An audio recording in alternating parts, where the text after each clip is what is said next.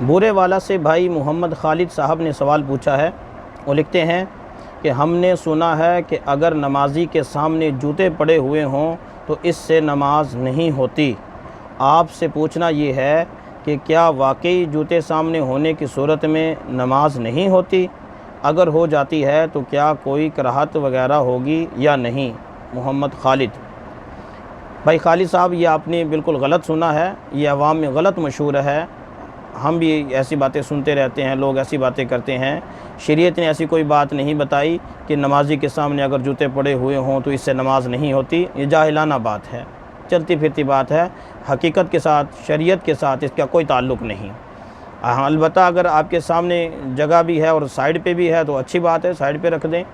لیکن میں آپ کو اس کی متضاد ایک اور بات بتا دیتا ہوں کہ بعض جگہیں ایسی ہوتی ہیں کہ جہاں پیچھے جوتے رکھنے سے یہ احتمال ہوتا ہے کہ جوتے کوئی اٹھا کے نہ لے جائے، جیسے عام طور پر اڈوں وغیرہ پہ ایسی صورت ہو جاتی ہے، یا کسی مجمع کی جگہ میں ایسی ہو جاتی ہے۔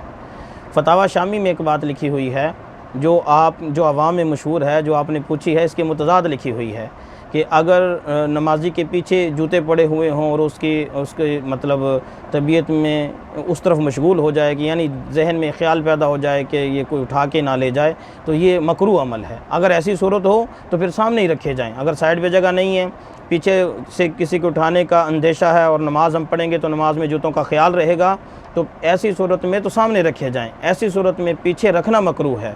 تو اس لیے اگر ایسی صورت نہیں، اعتدال ہے، جوتے کے اٹھانے کا کوئی احتمال نہیں ہے، تو پھر ہم کہتے ہیں کہ اگر سامنے بھی جگہ ہے، پیچھے بھی رکھنے میں کوئی بات نہیں تو اچھی بات ہے، پیچھے رکھ لیں۔